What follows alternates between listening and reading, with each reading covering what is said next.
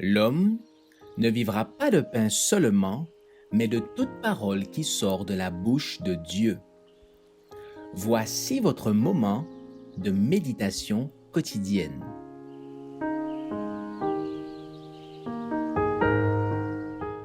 Vous recevrez une puissance.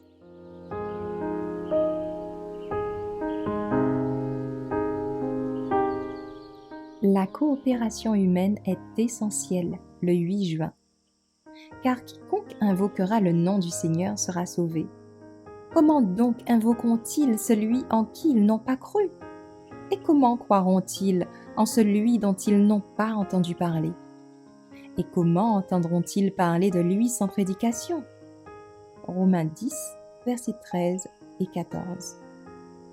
Dieu a consenti à d'étonnants sacrifices en faveur des hommes, et de puissantes énergies ont été déployées en vue d'arracher l'homme à la transgression et au péché, pour le conduire à la loyauté et à l'obéissance. Mais il m'a été montré qu'il ne fait rien sans la collaboration d'agents humains.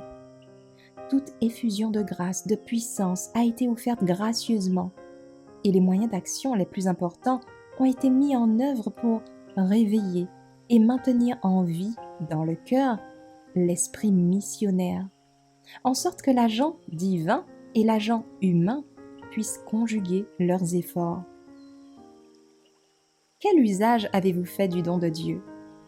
Il a fourni les forces motrices de celui qui a fait sa demeure dans nos cœurs afin que par la patience, l'espérance et une infatigable vigilance, vous puissiez exalter Jésus-Christ, lui, le crucifié.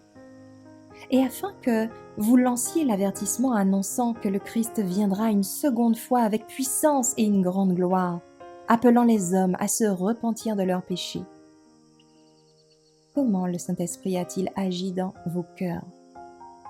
Par l'énergie du Saint-Esprit, vous avez été stimulés à mettre en valeur les talents que Dieu vous a donnés, afin que les hommes, les femmes et les jeunes soient à même d'utiliser ces dons. Dans la bénédiction que Dieu a déversée sur vous, votre énergie ne s'est-elle pas animée et la vérité n'a-t-elle pas été plus profondément ancrée dans votre âme? N'avez-vous pas eu le sentiment d'une relation plus sensible avec les âmes qui périssent loin du Christ? Êtes-vous des témoins du Christ, plus décidés et plus engagés, alors que la révélation manifeste de la bénédiction de Dieu vous a été accordée?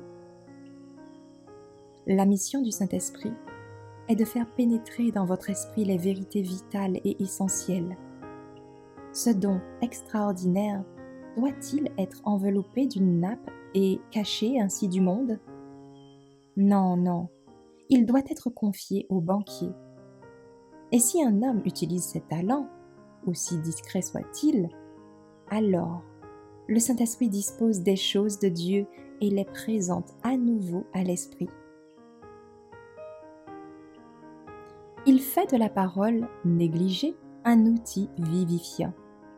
Par l'Esprit, elle devient dynamique et puissante, exerçant son influence sur l'esprit humain, non à cause de l'habilité ou de l'éducation de l'intermédiaire humain, mais parce que la puissance divine collabore avec l'homme et parce que toute richesse appartient à Dieu. Merci d'avoir écouté cette présentation. Assurez-vous de nous rejoindre demain pour votre moment de méditation quotidienne avec lereste.org.